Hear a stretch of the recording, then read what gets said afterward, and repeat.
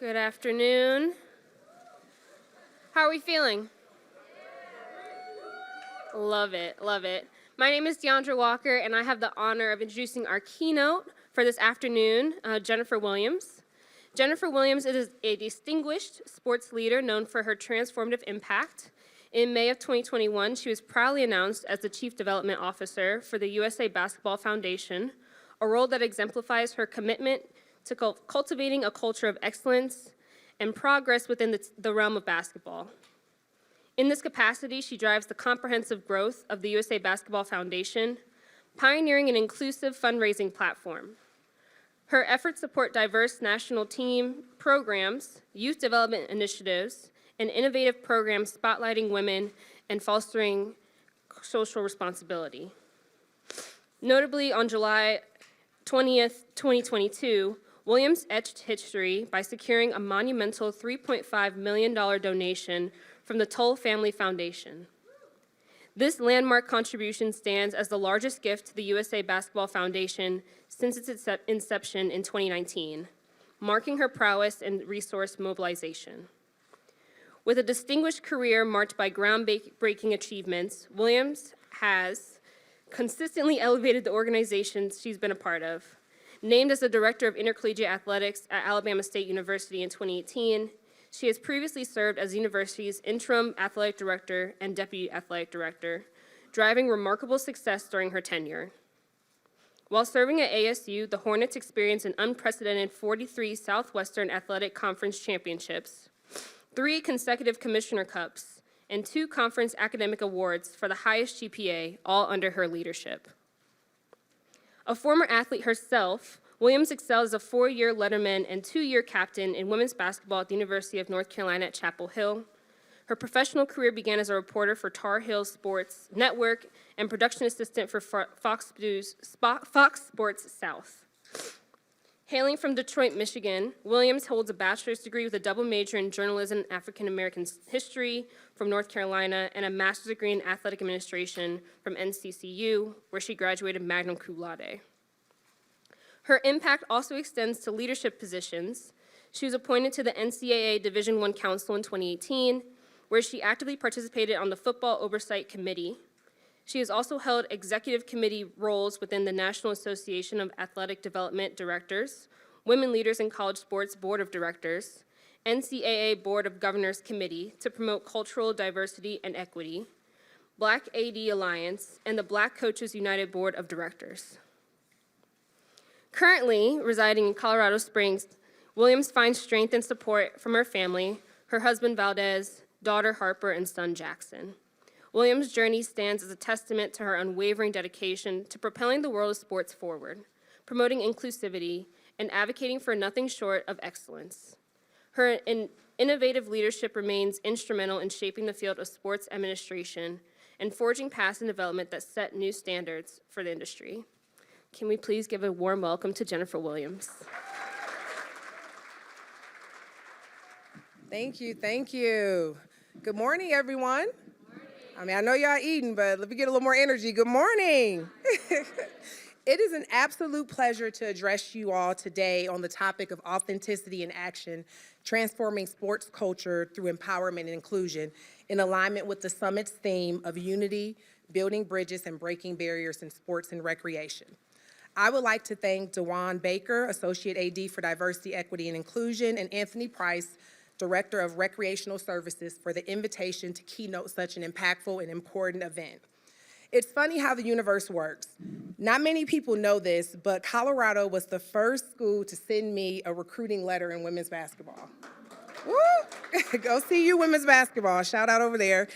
And was the last school I competed against as a collegiate student athlete when we lost to the Buffs in the CU Event Center during the NCAA tournament in 2003.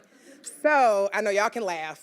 I'm still a little heartbroken, but so it's definitely a full circle moment to be back on campus 21 years later, sharing about my career in sports and how I've always used my authentic voice to empower the individuals I serve while creating an inclusive and welcoming environment.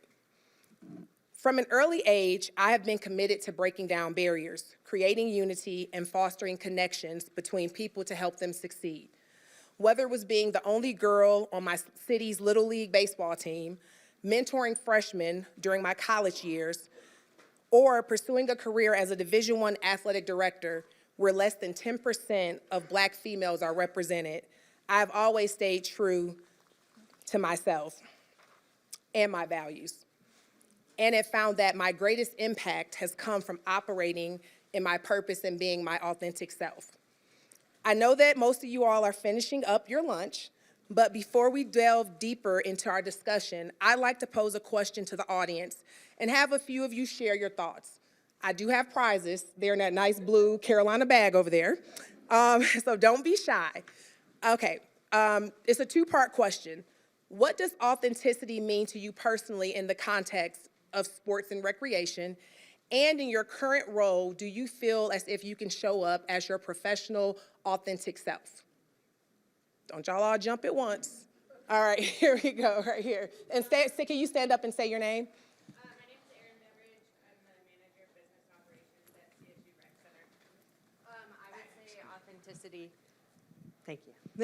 Authenticity to me is being able to show up as your true self. I am a former collegiate athlete as well, and I struggled a lot with that coming up in the Midwest and presenting the way that I do. I did not feel comfortable to present this way in athletics, but now coming into my professional job, I've never felt more comfortable being able to show up as my authentic self and be that role model and be an advocate for students that look like me and represent the LGBTQ community in sports and in athletics. Wow, that's awesome. That's awesome.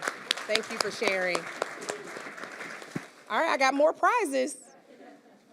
Anybody else want to talk about what authenticity means to them and do they feel comfortable? There you go in the back. And I'm going to come see me afterwards. Yep. Sis. Also, Jennifer, your clicker's up there if you want to use it. Oh, okay. Thank you. Thank you.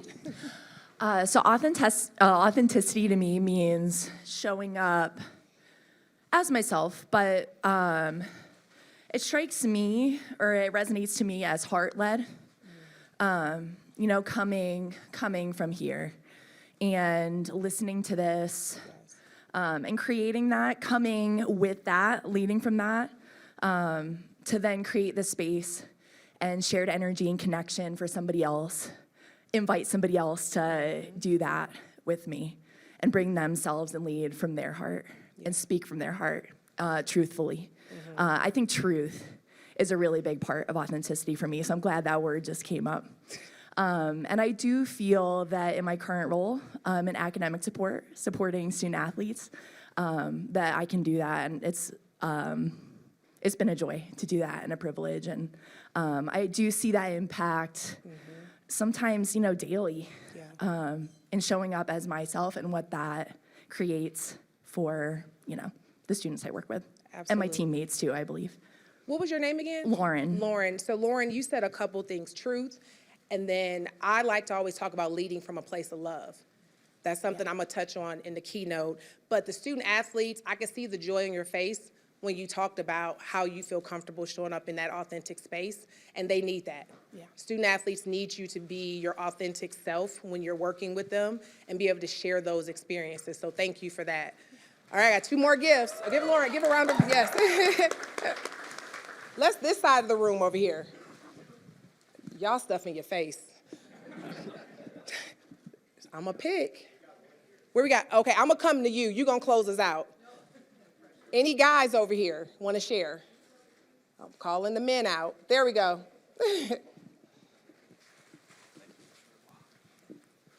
Yeah, I'm not much of a speaker, so I'll try to keep it short.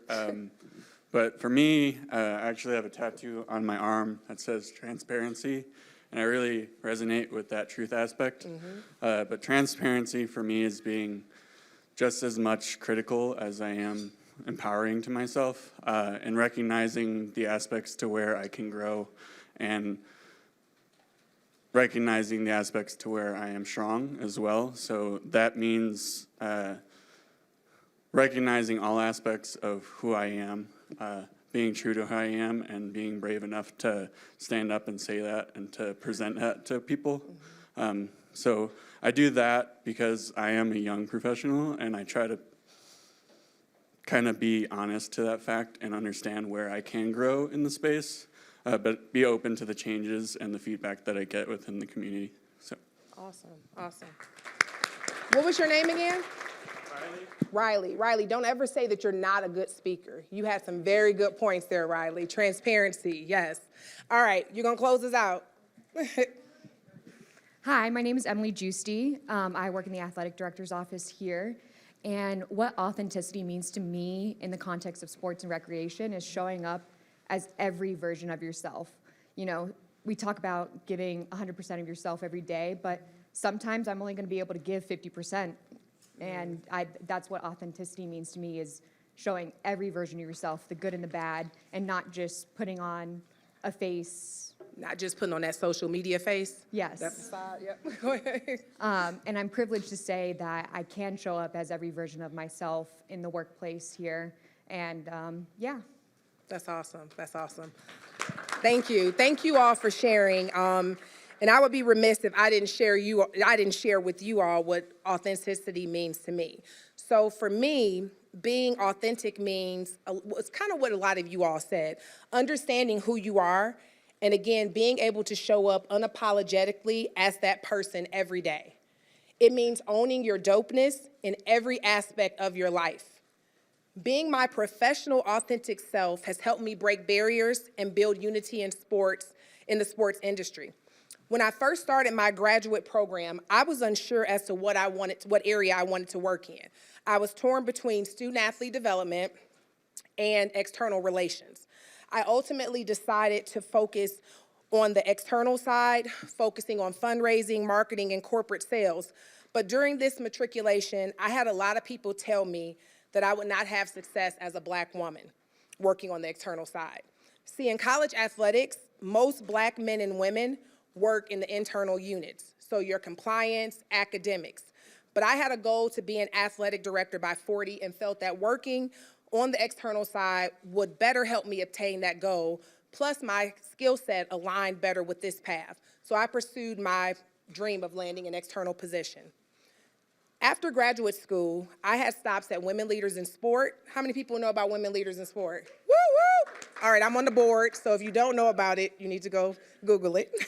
I had stops at Women Leaders in Sport, DePaul University in Chicago, North Carolina A&T State University, Alabama State, where I was named Director of Athletics in 2018, 2 years before my goal, so woo, woo. And now at USA Basketball, where I serve as the Chief Development Officer.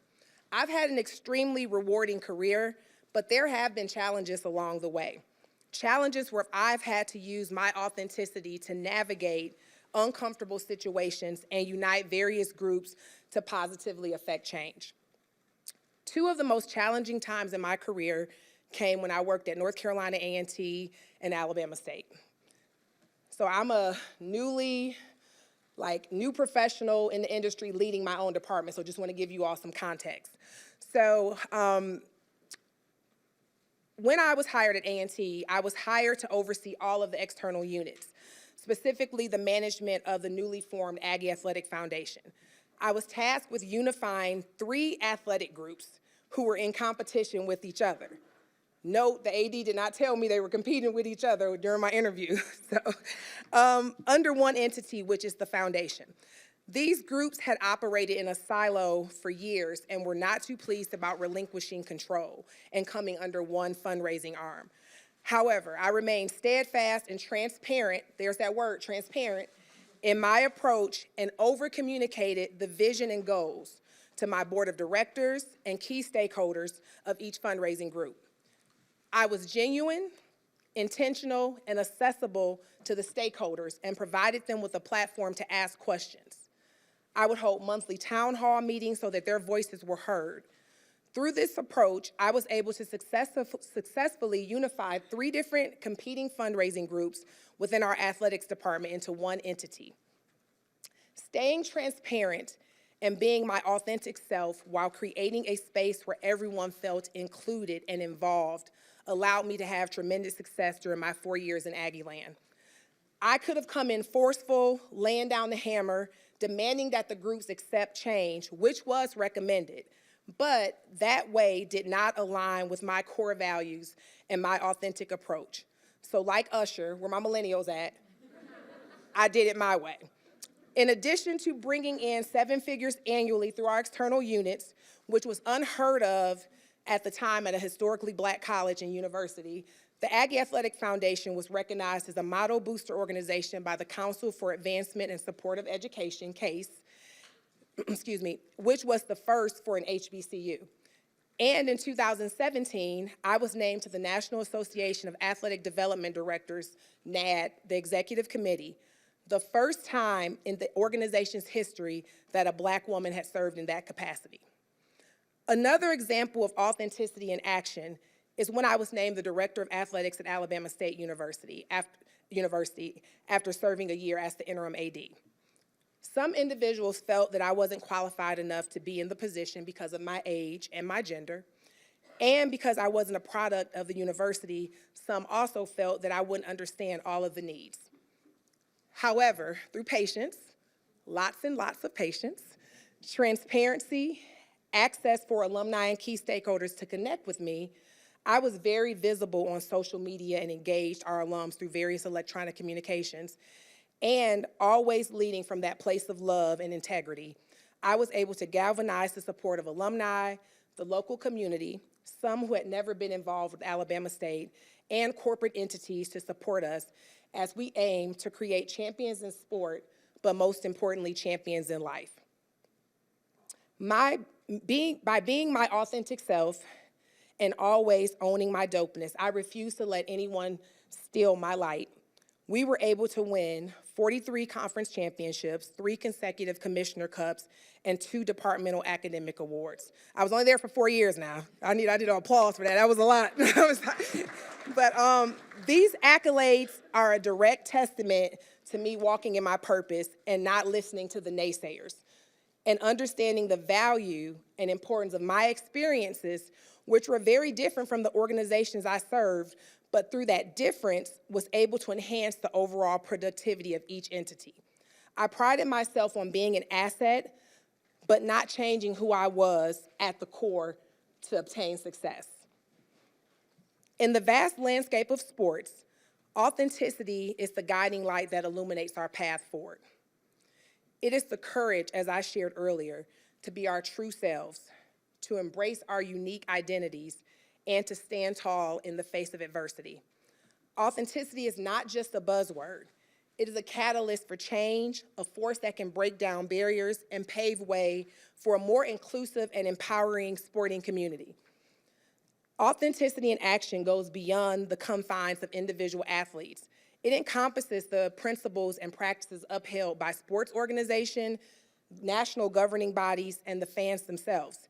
It calls for a fundamental shift in attitude, one that embraces diversity, celebrates individuality, and champions the inherent worth of every stakeholder, regardless of their background, gender, or orientation.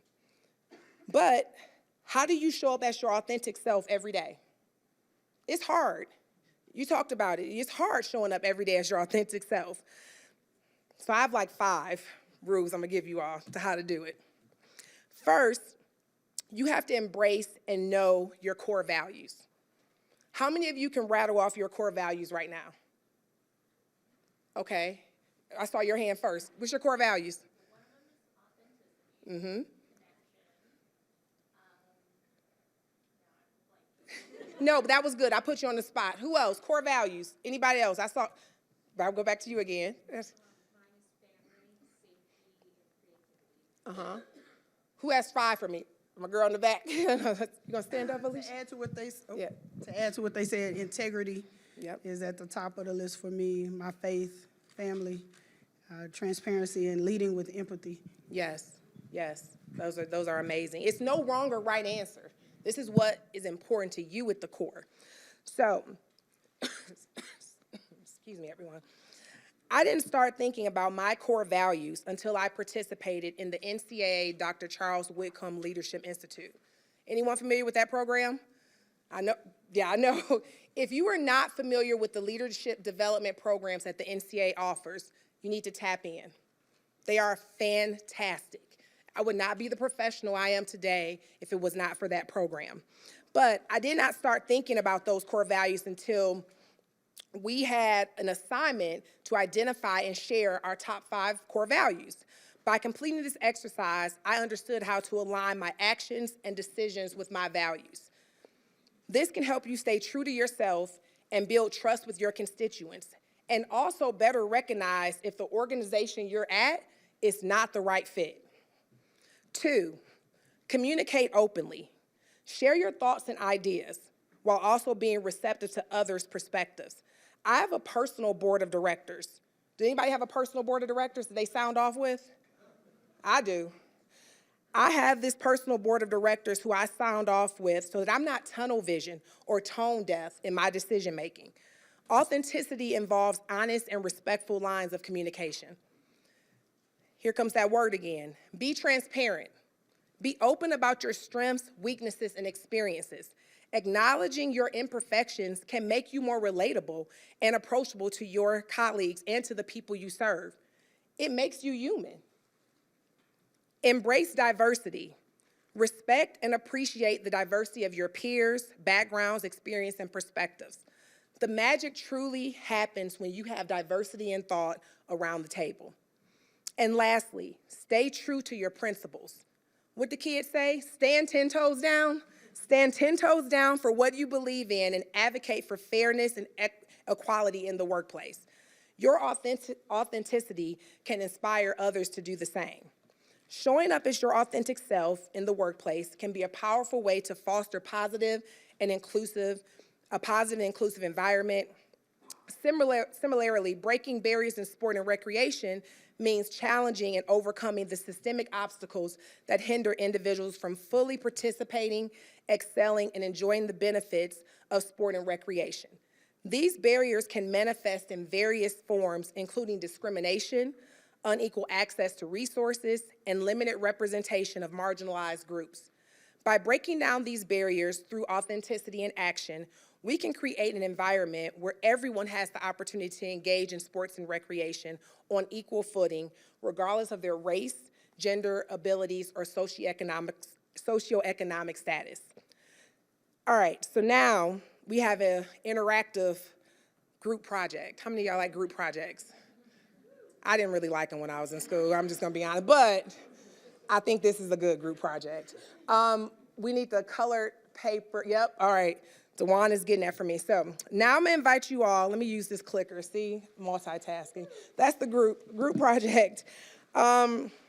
With the individuals at your table, I want you guys, the Olympics are coming up in 163 days. I would like each table to brainstorm and create a flag that represents your team's thought, because we all a team, that's the team at the table, your team's thoughts on the authentic values of unity and inclusivity in sports and recreation. The flag can be a slogan or pictures. My only request is that you all work together to come up with an inclusive message that embodies everyone's thoughts on the values of unity and inclusivity in sports and recreation.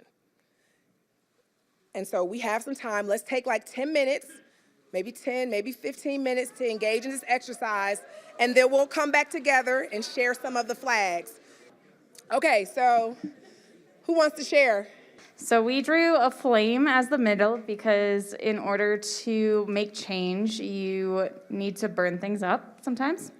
We wrote various words on here like love, compassion, unity, and justice because they were important to our group to be inclusive.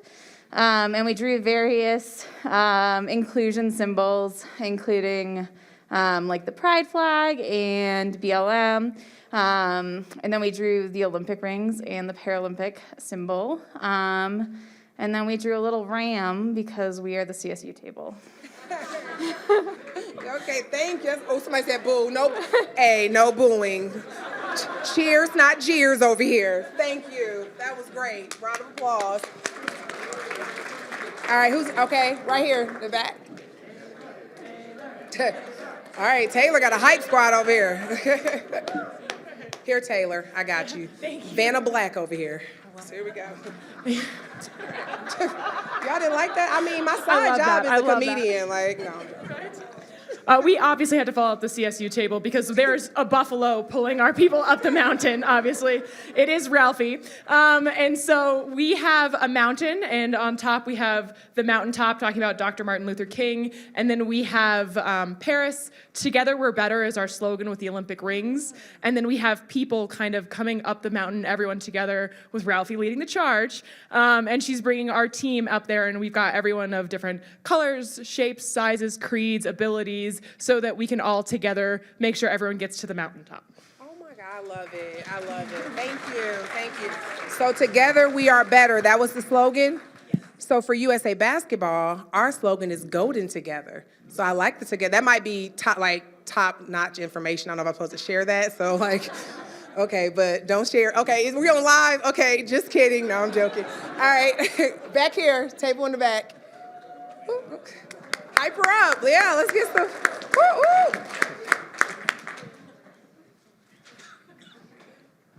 I don't know if you can see it very well. So we made a similar to the Olympic rings. In the unity, all of our objects are in contact with one another. They're different shapes, different colors, different sizes, just like all of us. They're all together. We made a flag. It's moving. There's some movement there. But just the togetherness that the Olympics represent, and that it's really a coming together of everyone who is different, everyone who is the same, for the love of the same thing. Love it. Together is a key word, guys. All right. Anybody else want to share? Yes. Where we? Okay. Yep. And then I got you guys in the back. Okay. Yep. Thank you. So we took the heart emoji of putting your two hands together to form unity, and drew in all of the medals from the Olympics, the Paralympics, all the different sports, and trying to be inclusive and inviting everyone into our games. I love it. I'm like, all right, right here. Yep. Hype them up, y'all. Come on, hype. Woo. I got you. Save the best. Hey, save the best for last. I like it. The confidence for me. So here we have a circle of fists all together with different colors. They are human fists, not dog paws, but despite what you think. Then we have some words in a circle like trust, integrity, honesty, bravery, welcoming, family, loyalty, unity. And then our slogan is open mind, open heart. That's the way to close it out, Michael. Open heart, open mind. All right, everyone, give yourselves a round of applause. That was amazing. So in sharing at your tables and with the larger group, we have experienced firsthand the transformative power of sports and recreation to break barriers and build bridges. Each of the flags created serves as a testament to the unifying force of sports, reminding us that authentic connections and mutual respect can transcend any perceived differences. In conclusion, let us continue to champion authenticity in action, using it as a catalyst to break down barriers and build bridges in sports and recreation. By doing so, we can create a more inclusive, equitable, and unified sports culture that celebrates the diversity of the human experience. Together, let us commit, again, that word together, I'm big on that. Together, let us commit to fostering empowerment and inclusion, and in doing so, pave the way for a future where sports and recreation serve as a universal language of unity, understanding, and shared triumph. Thank you all for your participation. The flags were awesome, and dedication to this important cause. Thank you, guys. And Dewan, do we have time for questions? Anybody have any questions? Yes, we do. Okay. All right, questions. Anybody have any questions? No questions? Okay, my guy right here. I think they're bringing a mic to you.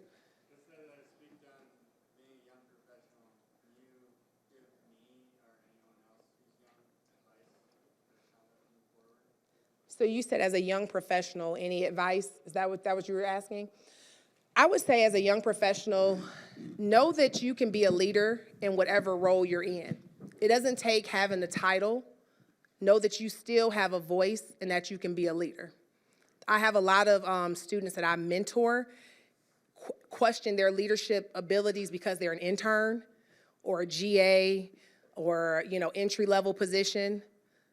Leadership is within you. Like, I felt like I've been a leader since kindergarten. I was asked to do my kindergarten speech. Like, I just feel like it's in you. Like, it doesn't matter about your title. So never forget that. People are watching you, and you can lead regardless of your title or your age. Does that help? Thanks. We're going to keep it at this table. I was just wondering if you could expand upon, I know we don't have all the time in the world, but when you spoke about holding a leadership position in a location where less than 10% of your athletes were Black women and arguably the most underrepresented group in not just sports, but so many spaces, and some things that you did to help facilitate and foster a more welcoming and inclusive environment for those folks.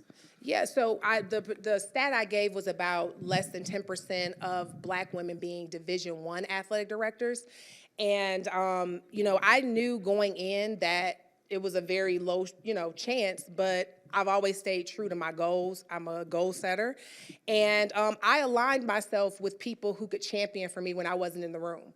When I graduated from North Carolina Central, this was in 2008. I felt like I was living pretty good, making about $55,000, single woman. I took a job at Women Leaders, an internship, making $18,000 in Wilmington, North Carolina, which is very expensive. It's the beach. And so my dad used to tell me all the time that, work hard while you're young, so when you're like auntie status like me now, you can kind of coast a little bit. So I worked like 4 jobs, but I knew I needed to go to Women Leaders because I needed to be around women leaders because that's what I aspired to be.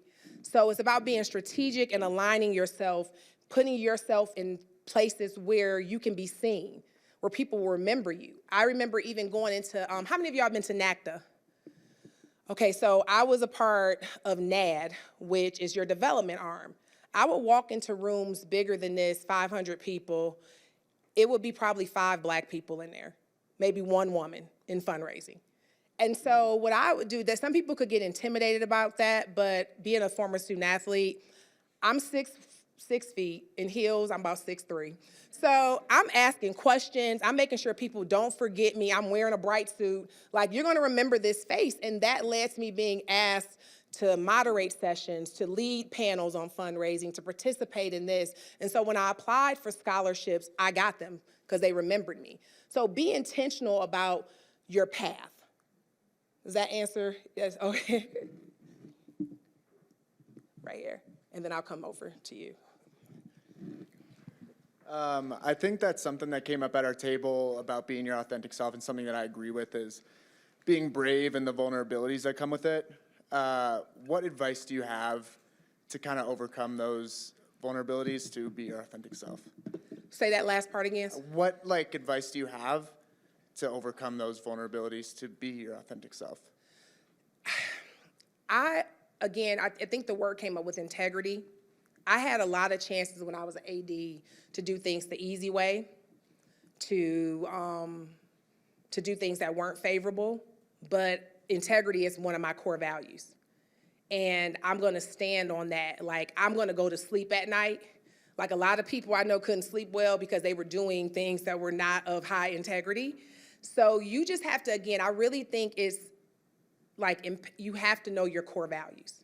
You have to understand what that is to you. And I say a top 5. You can have more, but you have to know what you're gonna stand on, because you're gonna be tested. When you're in leadership position, people are gonna try you every day. They're gonna try you every day. And when you're like a woman or someone like in a position that you shouldn't even be in, they're gonna even come at you more. So you have to stand on something. And then I tell people all the time, you have to have a solid circle around you. Not everybody's your friend. Not everybody's your friend. So I said the board of directors. Who got the board of directors? If you don't have a board of directors, you need to get a board of directors. You need to get a solid 5. I like the number 5. I'm gonna play the lottery before I leave here. But you need to get like 5 people who are gonna tell it to you straight. Like, no fluff, nothing, that you feel comfortable running your ideas about. You can't share your dreams with everybody, but this board of directors should be people that you know and trust will give it to you 100%. Thank you. And you're welcome. Right here, sir. Can you share more about mentorship and how even as a student athlete yourself, you mentored freshmen, you said, people who are younger than you. So even when you were receiving mentorship, how you could also become a mentor to other people while you're going through similar experiences? Yeah, no, so at Carolina, they had a program where when you came in as a student athlete, you were automatically paired with an upperclassman. And so that was just, I think that's where I kind of fell in love with the concept of mentorship, because I just felt like you need guidance. You need someone to kind of tell you the ropes. And you don't have to have tons of experience. I had just been in college maybe 3 years over the mentee I had, but it's still someone that is there that you can ask questions. You know, to me, mentorship is, it has guided me, even at USA Basketball. When I came there 2 years ago, I created the Torch Leadership and Sport Mentorship Program. And that program matches students at minority-serving institutions with our executive team, because they need guidance. People need guidance, but I felt like being at schools that had limited resources, that was a really big population who did not get the exposure that I received going to a Power 5. So mentorship to me is extremely important. You can mentor people regardless of your age. I tell my mentees all the time, people always want to network up. You need to network across. That's how I got to USA Basketball. Someone who I met through the Women Leaders in Sport, one of the institutes. I convinced her to leave coaching. So my coaches, I'm sorry, I told her to get out. I convinced her to leave coaching and come over to fundraising. And she did. I felt like she would be super successful. And then she ended up leaving college altogether and tried to pull me out, but I just loved my student athletes. And then when she got to the Olympic movement, she reached out to me and said, hey, would you have a conversation with the CEO of USA Basketball? He's looking for names. And I'm a connector. I know a lot of people in the industry. And so that's how it started, networking across. People always want to go run after the AD or go find, network with your peers. You never know who's going to help you or who can give you some wisdom that maybe you weren't focused on regardless of your age. They may have just been through different experiences. Oh, right here. And just so everyone knows, we got 5 minutes left for questions. As a woman in a leadership role, what would you give us as rising diverse leaders? Any advice? Oh, that's it's a good question. Know that you belong at the table and that your voice matters. People told me that I would never make it in fundraising.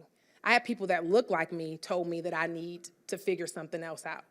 But I'm very confident in my abilities. Always bet on yourself. I knew I was gonna make it.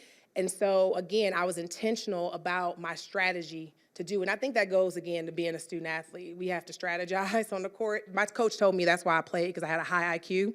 But I like to think I was actually, kind of good. But so like, know that you belong. Don't listen to the haters. Because what they say, you're not popping, you don't have haters, right? So like, don't listen to haters. People are gonna try to dim your light and tell you, like project their negativity onto you, but you gotta know and really believe that you truly belong and that your voice matters. I was able to really utilize my time as a former student athlete to connect with athletes who had went to pro to get them to talk about money. That got me in the door. So you gotta figure out what your niche is. I remember my dad, because I was on the television track. I was a reporter, but I was doing really good, but it didn't resonate with me. It wasn't my purpose. And you gotta be okay with stepping away if you don't feel like something's your purpose. So I went back to grad school and I went and figured out that this was what I needed to do. So I read the book, Purpose Driven Life. Like that's an old book, but it really kind of helped me get some clarity onto where I really needed to be. But know that you belong. And then my coach used to always talk about the 6 Ps. As women, especially women of color, proper prior planning prevents poor performance. You gotta come prepared, because you're gonna be tested. women in general, you're gonna be tried in the industry. So make sure you are prepared and that you have your stuff in order when it's time to stand in the face of adversity. Proper prior planning prevents poor performance. Okay. This is the last one, I think. Yeah, we got like 3 minutes. Thank you for sharing your time. Thinking back on your career track, what is the greatest gift you have given to one other person? And I'm not talking about Christmas. I would say my time. I'm a mentor. When I was coming up in the industry, I didn't feel like people wanted to genuinely help young professionals. I felt like they would look at us, especially, I felt like Black women really did not, because I think it was there was only one. There was only one in certain departments and maybe felt like they could be the only one, did not want to pay it forward and help that next generation. So me and a group of my friends, we always swore that if we had students who were ambitious, who were eager and wanted to work in sport and learn, we were going to help them. And so I give of my time. That's something you can't get back, but I'm very particular at who I give my time to. You have to prove that you're worth having my time. And so time and being a mentor, that's where I find my greatest reward, honestly, helping people succeed, because we can all eat. There's room at the table for everyone. I think people get caught up, oh, I can only be one here. No, everybody has their gift. There's room at the table for everyone. So helping someone or sharing some knowledge that can maybe, help somebody be better, I don't see a problem in that, because I feel like I'm gonna ultimately be blessed for what I pour and give out to someone else. It's gonna come back to me twice-fold. So be a blessing. I didn't plan to take y'all to church today, but it just was in my spirit. But thank you all again for having me. Like I said, I never would have thought I would be back here 21 years, but it's great to be back in Boulder. Y'all are amazing, beautiful campus, and it won't be the last time. I'm coming to a football and a basketball game, so yes. Thank you, guys.